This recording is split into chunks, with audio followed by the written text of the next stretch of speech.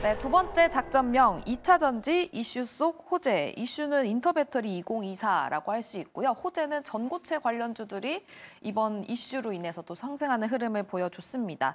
송가람 매니저님, 전고체 상여가 삼성 SDI는 2027년 얘기를 했잖아요. 그 기대감 때문에 상승세를 보여줬는데 이 기대감 랠리 계속해서 지속이 될까요? 기대감 랠리는 계속해서 나올 것이다 라고 보여지지만 랠리가 지속될 가능성은 높지 않다라고 말씀을 드릴 텐데요. 지금 2차 전지 부분에 있어서는 지속적으로 말씀을 드리는 부분, 지금의 밸류에이션 자체는 이 가격이 그렇게 크게 높은 가격대는 아니기 때문에 꾸준히 우리가 관심을 가질 필요가 있겠지만 여기서 시장 전반적으로 턴어라운드가 나오기 위해서는 예전만큼의 이런 자동차 판매량이 늘어나야 되지 않겠느냐라는 부분을 말씀을 드리겠습니다. 이 2차 전지 관련주들 같은 경우에는 최근에 이런 기술력 발표 등으로 인해서 이슈를 통해서 올라오고 있는 부분이 있지만 그 외에도 밸류에이션 자체도 크게 높지 않다라는 점, 그리고 리튬 가격대의 변동, 이 부분까지 해서 관련주들이 움직이고 있는데요. 여기에서 전체적인 이 원통형 배터리 외에 시총 상위주들이 꾸준히 상승 흐름이 나오기 위해서는 아무래도 이런 이 EV 전기차들의 판매량이 어느 정도 늘어나야 되지 않겠느냐라는 점 볼 수가 있을 텐데 지금 시기가 지금 트럼프 대통령 당선이 유력시 되는 흐름이 나오고 있고 네. 당선이 되지 않더라도 지금 박빙으로 가지 않겠느냐라는 흐름이 나오고 있습니다.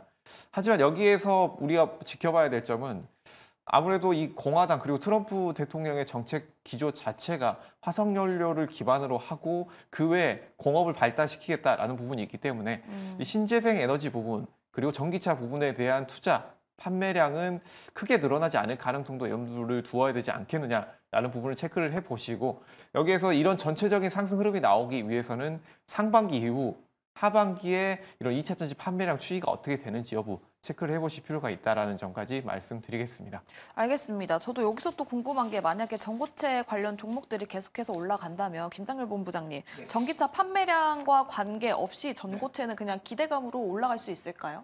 일단은 지금 아까 송 매니저 말씀하신 대로 아주 안 좋게 봤을 때는 리튬 가격이 빨리 올라오지 않으면은 네. 전기차가 안 팔리면은 큰 산업에서의 큰 위의 전제가 안 되면은 한계가 있죠. 어느 종목이든 간에. 오늘 사실은 테슬라가 계속 빠진 거 오늘 빠진 거는 원래 강세론자인 어떤 애널리스트가 네.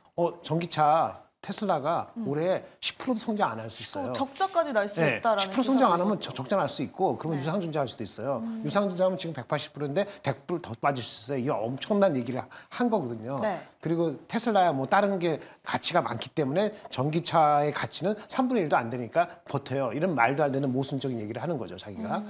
근데 전자가 뭐냐면 성장성이 30%가 아니고 15%, 20%도 쉽지 않다. 이게 만약 현실화된다면은 어떠한 그 전기차 관련되는 부품 업체들도 올라가다 다시 내려갈 거예요. 네네. 그렇죠? 그쵸. 리튬 가격도 워낙 많이 빠지니까 감산하니까 자꾸 올라간 거지 수요가 뒷받침된 게 아니기 때문에 한계가 있다는 게 맞거든요. 그런데 이번에 SDI가 왜 올라갔느냐? 네. 저는 SDI를 좋게 보긴 봅니다. 주가가 올라갈 땐 두세 가지가 있어요. 첫 번째는 모멘텀이 있어야 돼요. 모멘텀. 이번에 인터 브랜드 나왔는데 네. 전고체 미래의 꿈인데 좀 앞당겨질 수도 있다. 네. 이런 얘기. 그거 말고도 또 어떤 468 이런 것도 앞당겨지고 네. 하니까 이게 뭐야? 그거는 당장에 지금 전기차가 팔리지 않거나 성장이 안 팔린 게 성장이 둔화되더라도 그거는 미래의 것이기 때문에 새롭게 부각이 되면 그걸 믿고 갈 수 있거든요. 그렇죠. 그게 이제 모멘텀이고요. 네. 한번 있었죠. 근데 이 모멘텀이 이번 주에 다 끝나고 다음 주에는 좀 약해지겠죠. 네네. 하지만 그걸 기억하고 있잖아요.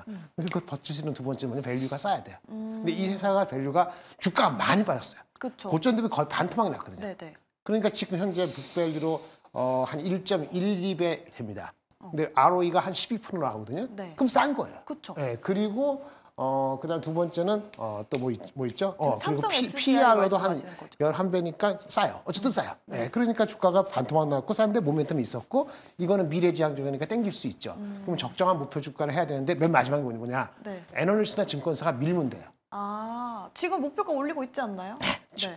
오래간만에 올렸어요. 조금 55만 원, 네. 60만 원이니까. 그럼 목표 주가의 한 70% 정도가 바텀 라인이 되면은 주가는 기조적으로 올라간다고 봐야 될 것 같아요. 67, 40이니까 42만 원대 안착만 하면은 네. 그 다음은 속도는 늦어도 안정적으로 갈 수 있다. 미래지향적인 제품이고 밸류가 비싸지 않으면 될 수 있다. 그러면 미래지향적이지 않고 지금 당장에 파는 거에 허걱되는 거 뭐죠? 양극재는 네, 네. 그 순순히 가격하고 물량에 연결되기 때문에 그런 종목은 올라갔다 내려갔다 불확실하기 때문에 양극재가 올라오더라도 주가가 올라오더라도 과거 작년처럼 이렇게 갈 확률은 제가 볼 때는 제로다. 네. 그래서 결국 2차 전지 내에서는 서플라이를 찾아야 되니까 어떻게 될지 모르니까 이런 신소재, 신제품 이런 거 개발하는 업체가 주가가 쌀 때 빨리 잡자라는 모멘텀에 붙을 수 있기 때문에 기술력. 그런 모멘텀에 기관 투자가 잡는 주식을 갈 수 있고 제가 봤을 때는 SDI 같은 경우는 하루 이틀만 더 잡고 42만 원을 버티면은 그 다음에는 꾸준히 갈 수 있는 얼마 안 되는 종목 중에 하나다라고 말씀드릴 수 있겠습니다. 알겠습니다. 지금 2차 전지 내에서 기술력이 굉장히 중요하게 주목을 받고 있기 때문에 삼성 SDI가 조금 더 부각을 받은 것 같습니다.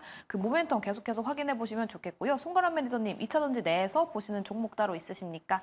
네, 2차 전지 내에서는 이 삼성 SDI 주목하고 있는데요. 오. 이 원통형 배터리 종목군들이 아무래도 이 2차 전지 내에서 EV가 판매량이 늘어난다라고 했을 때 매출량이 가장 빠르게 올라올 회사들이 아닌가라는 점에서 선택을 했고요.